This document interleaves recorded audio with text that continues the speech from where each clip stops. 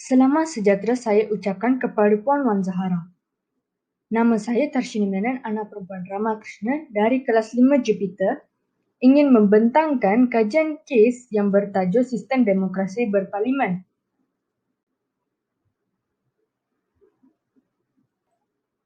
Pernyataan masalah, Malaysia merupakan negara yang mengamalkan sistem demokrasi berparlimen. Sistem ini membolehkan rakyat memilih kerajaan dan pemimpin sendiri melalui pilihan raya yang diadakan. Bincangkan sistem demokrasi berparlimen ini yang telah digunakan oleh negara kita sejak kemerdekaan dicapai.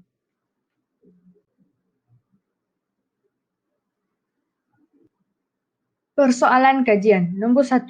Bagaimanakah badan perundangan berfungsi dalam sistem demokrasi berparlimen? Nombor 2. Apakah kepentingan pengasingan kuasa untuk sistem demokrasi berparlimen? Nombor 3. Terangkan proses yang dijalankan sewaktu mengadakan pilihan raya di negara kita. Nombor 4. Apakah kebaikan amalan demokrasi berparlimen di negara kita?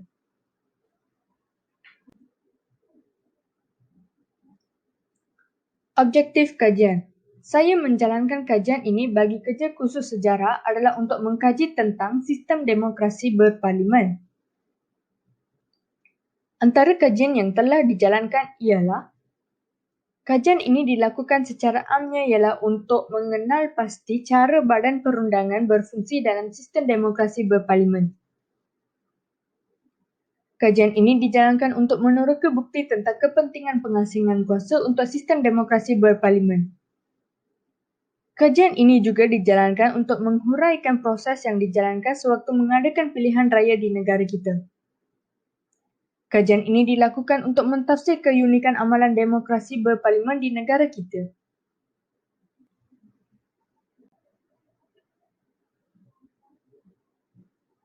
Kaedah kajian. Sebelum memulakan kajian, saya telah mengenal pasti beberapa kaedah yang akan digunakan untuk memudahkan saya mencatat maklumat secara terperinci dan bersistematik. Oleh itu, saya telah menggunakan beberapa kaedah untuk menjalankan kerja khusus ini. Antaranya ialah melayari internet. Melalui kajian ini, saya telah mencari maklumat mengenai sistem demokrasi berparlimen dengan melayari internet. Banyak maklumat yang telah saya perolehi melalui kaedah ini. Salah satu laman web yang saya layari ialah Wikipedia. Kita boleh mendapatkan banyak maklumat dan fakta-fakta melaluinya dalam pelbagai bahasa. Yang kedua ialah kajian dokumen. Selain itu, saya menggunakan kaedah menganalisis dokumen bagi mendapatkan maklumat tambahan. Antara dokumen yang dianalisis ialah laporan projek, keratan akhbar, buletin-buletin, majalah dan gambar-gambar berkaitan dengan sistem demokrasi berparlimen. Akhir sekali ialah audio-visual. Saya menggunakan kaedah audio-visual untuk mendapatkan penerangan dan pemahaman yang jelas. Contohnya, saya menggunakan YouTube untuk mendapatkan imajinasi yang jelas. Analisis data. Bagaimanakah badan perundangan berfungsi dalam sistem demokrasi berparlimen? Sistem demokrasi berparlimen negara kita dibahagikan kepada 3 badan, iaitu badan perundangan sebagai legislatif, badan eksekutif sebagai pelaksana dan kehakiman sebagai judisiari. Badan perundangan berfungsi sebagai pengubalan undang-undang. Badan perundangan terbagi kepada 2 peringkat, iaitu kerajaan persekutuan dan kerajaan negeri. Badan perundangan pada peringkat kerajaan persekutuan ialah Parlimen, manakala pada peringkat kerajaan negeri pula ialah Dewan Undangan Negeri atau singkatan DUN.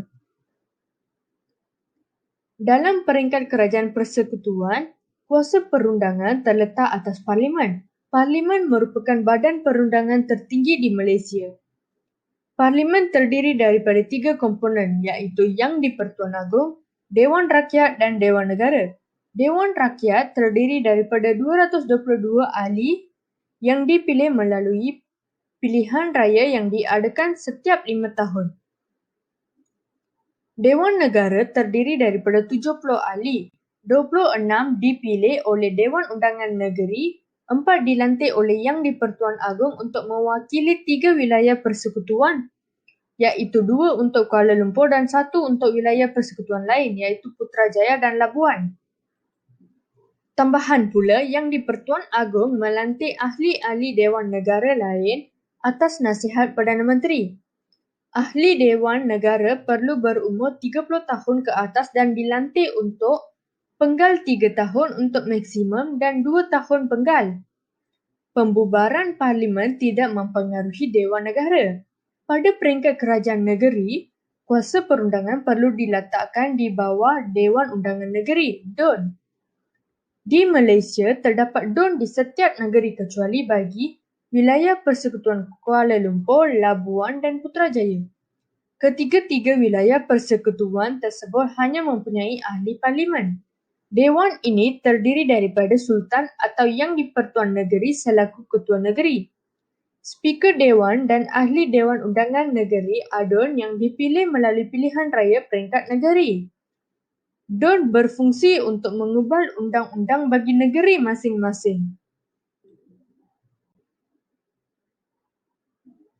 Akhir sekali, Yang di-Pertuan Agong merupakan komponen Badan Perundangan Negara kita yang penting.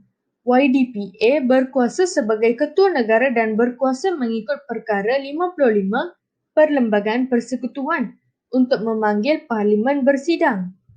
Baginda juga mempunyai kuasa mutlak untuk menghentikan ataupun membubarkan Parlimen.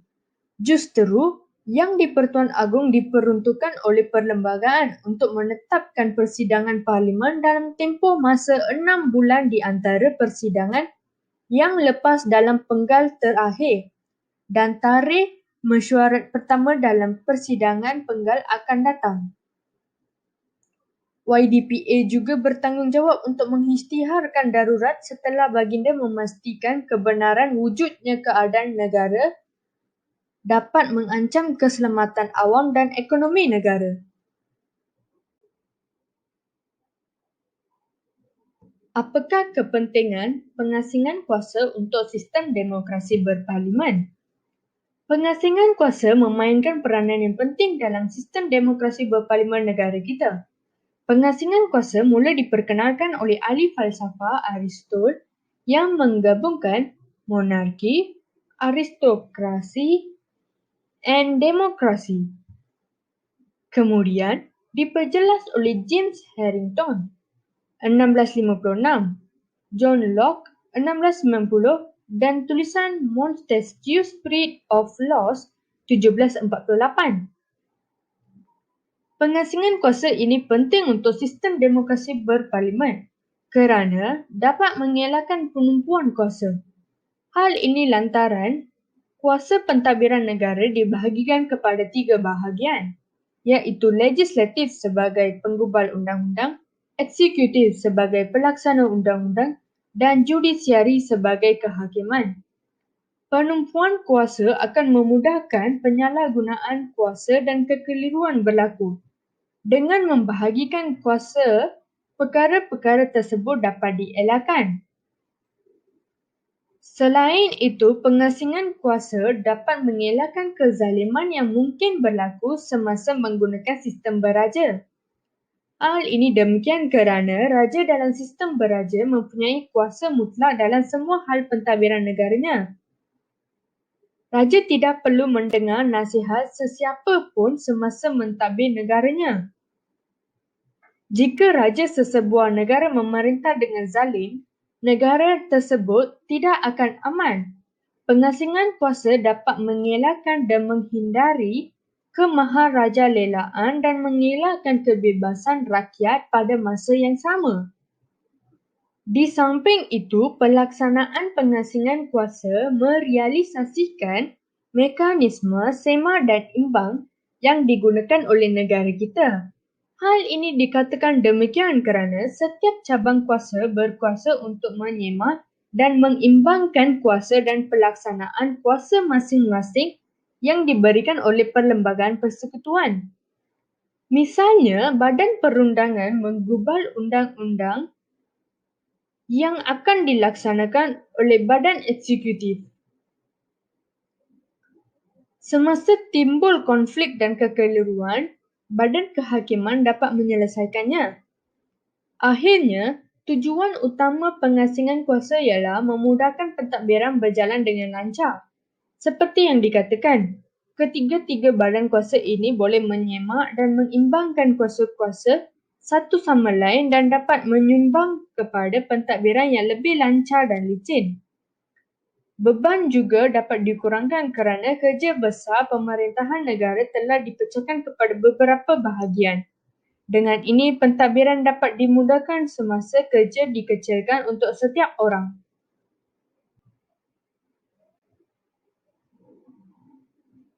Terangkan proses yang dijalankan sewaktu mengadakan pilihan raya di negara kita. Pilihan raya merupakan elemen penting yang menandakan wujudnya amalan demokrasi dalam negara kita. Sejak tahun 1957, Malaysia mengekalkan sistem politik pelbagai parti yang mana parti politik yang memperoleh majoriti kerusi di Dewan Rakyat atau Dewan Undangan Negeri boleh menubuhkan kerajaan persekutuan atau negeri. Sistem yang digunakan di Malaysia berasaskan first past the post system. Ini bermakna calon-calon yang memperoleh majoriti akan diisytihar sebagai pemenang di bahagian pilihan raya yang berkenaan. Pilihan raya umum diadakan apabila Parlimen atau Dewan Undangan Negeri dibubarkan atau terbubar sendiri selepas tamat tempoh 5 tahun.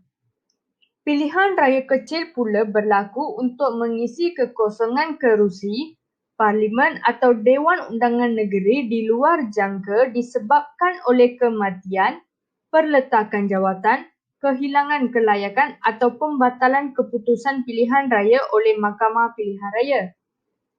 Pilihan raya umum atau pilihan raya kecil di negara kita melibatkan 6 peringkat, iaitu pengeluaran writ, penamaan calon, kempen pilihan raya, pengundian, penjumlahan rasmi undi dan pengumuman keputusan pilihan raya. Mari kita lihat.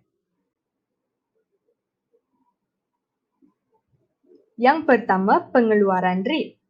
Apabila berlaku pembubaran, Parlimen atau Dewan Undangan Negeri atau terdapat kekosongan di luar jangka, SPR akan mengeluarkan writ iaitu surat kuasa untuk menjalankan pilihan raya kepada pegawai pengurus.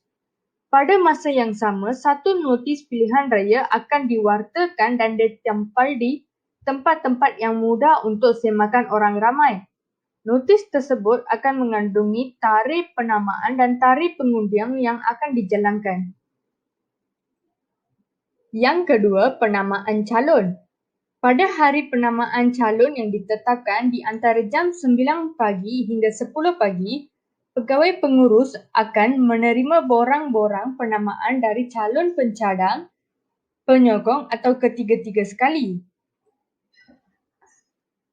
Selain dari penyerahan 3 salinan borang, penamaan, calon, pencadang atau penyokong juga perlu menyertakan deposit pilihan raya dan borang akaun berkanun iaitu borang 5 untuk calon bagi ahli Dewan Rakyat dan borang 5A untuk calon bagi ahli Dewan Undangan Negeri. Borang-borang ini perlu dimatikan stem di pejabat duty stamp. Pegawai pengurus akan mengisytiharkan calon-calon yang layak bertanding.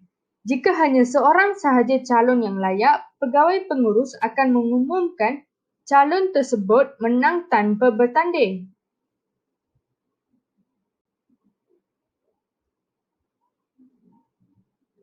Yang ketiga, kempen pilihan raya. Selepas sahaja urusan penamaan calon selesai, calon-calon atau wakilnya bolehlah memulakan urusan kempen yang terdiri daripada pemasangan poster, ceramah-ceramah, pengedaran risalah dan kempen dari rumah ke rumah. Aktiviti kempen ini perlu dihentikan pada jam 12:30 malam sebelum hari mengundi. Oleh itu, untuk tujuan kempen, calon-calon dikehendaki membayar deposit bahan kempen sebanyak RM5,000 bagi pilihan raya Parlimen dan RM3,000 bagi pilihan raya Dewan Undangan Negeri. Begitu juga bagi pemasangan poster. Ia perlu membayar sejumlah wang kepada pihak berkuasa tempatan. Bagi membolehkan calon-calon mengadakan ceramah terbuka, mereka perlu mendapatkan kelulusan dari pihak polis. Yang keempat, pengundian. Pada hari mengundi yang telah ditetapkan, pemilih-pemilih yang namanya ada di dalam daftar pemilih akan keluar mengundi di pusat-pusat mengundi yang telah ditetapkan. Pada amnya, masa mengundi yang telah ditetapkan oleh SPR ialah antara jam 8 pagi hingga 5 petang di seluruh negara. Namun demikian, ada juga kawasan yang masa mengundinya dipendekkan atas alasan keselamatan dan kesukaran pengangkutan, terutamanya di Sabah dan Sarawak. Setiap pusat mengundi biasanya mempunyai lebih daripada satu tempat mengundi. Ianya diketuai oleh seorang ketua tempat mengundi dan dibantu oleh 2 hingga 4 orang pembantu. Bagi pengundi-pengundi tidak hadir atau kalangan yang layak mengundi secara pos, mereka boleh mengundi lebih awal dari hari mengundi yang ditetapkan. Namun demikian, semua kertas undi yang telah ditandakan perlu sampai ke pejabat pegawai pengurus pada jam 5 petang hari mengundi tersebut.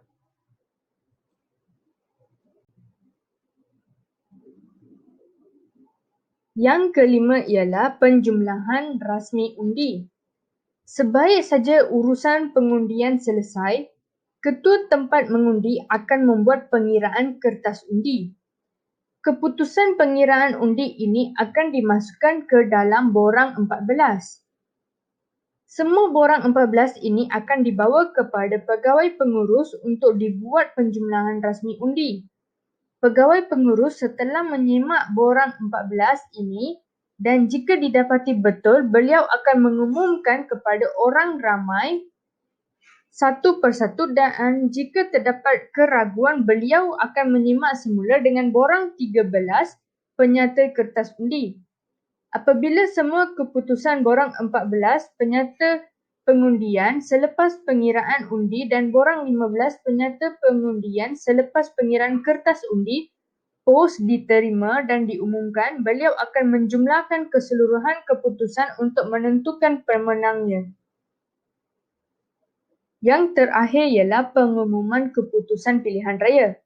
Setelah selesai menjumlahkan borang 14 dan 15, pegawai pengurus bagi sesuatu bahagian pilihan raya itu akan mengisytiharkan calon yang mendapat undi majoriti dan mengesahkannya sebagai wakil yang terpilih bagi bahagian pilihan raya yang berkenaan. Keputusannya tidak boleh dipertikaikan. Mana-mana pihak yang tidak berpuas hati dengan keputusan pilihan raya boleh mengemukakan di Mahkamah Pilihan Raya melalui petisyen pilihan raya.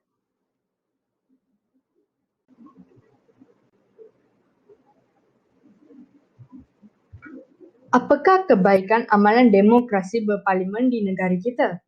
Sistem demokrasi berparlimen dapat melahirkan ketaatsetiaan rakyat yang tidak berbelah kepada pemimpin yang dipilih. Hal ini lantaran sistem ini memberikan rakyat kebebasan untuk memilih pemimpin yang berkebolehan dan berkualiti. Seterusnya, kebajikan rakyat dapat dilindungi dengan pengamalan sistem demokrasi berparlimen ini. Hal ini dikatakan demikian kerana rakyat dapat memilih pemimpin yang dapat mewakili mereka. Ini bermaksud pemimpin terdiri daripada pelbagai kaum. Akibatnya, isu perkauman dapat dielakkan dengan mudah kerana setiap kaum mempunyai pemimpin yang boleh mewakili kaum mereka dan memelihara kebajikan kaum mereka. Selain itu, sistem demokrasi berparlimen merupakan sistem pentadbiran yang cekap dan efisien. Hal ini berpunca daripada pengasingan kuasa yang membahagikan kuasa pentadbiran kepada 3 cabang yang berfungsi dengan baik. Ketiga-tiga cabang ini ialah legislatif, eksekutif dan judisiari. Ketiga-tiga cabang ini mempunyai fungsi sendiri dan saling membantu dalam pentadbiran negara. Penggunaan sistem ini memastikan negara berfungsi dengan lancar dan menjamin kestabilan politik. Tambahan pula, negara kita juga akan lebih harmoni dengan sistem politik yang stabil. Kestabilan politik juga menyumbang kepada kemajuan pembangunan sesebuah negara kerana politik yang stabil membolehkan masa dan tenaga dapat digunakan dalam pembangunan negara seperti membentuk hubungan diplomatik yang baik dengan negara-negara lain. Seterusnya, penggubalan undang-undang lebih mudah dalam negara yang mengamalkan sistem demokrasi berparlimen. Hal ini dikatakan demikian kerana cabang eksekutif bergantung kepada sokongan langsung atau tidak langsung terhadap cabang legislatif iaitu perundangan. Jika kita berbanding dengan sistem berpresiden yang mempunyai badan eksekutif sebagai pelaksana undang-undang yang dipilih berbeza dengan badan legislatif sebagai penggubal undang-undang, konflik mudah berlaku antara dua parti orang. Tetapi masalah ini tidak mudah berlaku kepada sistem demokrasi berparlimen kerana dalam sistem demokrasi berparlimen, cabang eksekutif sering dipilih daripada cabang legislatif. Ini bermaksud kebanyakan anggota cabang eksekutif juga merupakan anggota cabang legislatif. Kesimpulan, sistem demokrasi berparlimen membawa maksud rakyat melibatkan diri dalam sistem pemerintahan negara. Raja-Raja Melayu menjadi lambang taat setia rakyat. Hasilnya, saya dapat merumuskan bahawa sistem demokrasi berparlimen merupakan sistem pentadbiran menyumbang kepada keamanan dan perpaduan negara kita. Contohnya, kebajikan kaum dapat dijaminkan dengan mudah dengan sistem pentadbiran ini. Selain itu, sistem demokrasi berparlimen ini mengajar kita untuk bekerjasama untuk meningkatkan kerja. Bak kata peribahasa, berat sama dipikul, ringan sama diminjam. Akhir sekali, perpaduan kaum dan kemakmuran negara dapat meneruskan agenda pembangunan negara pada masa akan datang. Ini adalah sumber rujukan saya. Saya telah melayari internet dan mendapatkan beberapa website dan juga telah melayari YouTube untuk mendapatkan beberapa link untuk sebagai rujukan. Akhir sekali ialah ini adalah lampiran saya yang disertakan dengan gambar-gambar yang berkaitan dengan sistem demokrasi berparlimen. Sekian, terima kasih.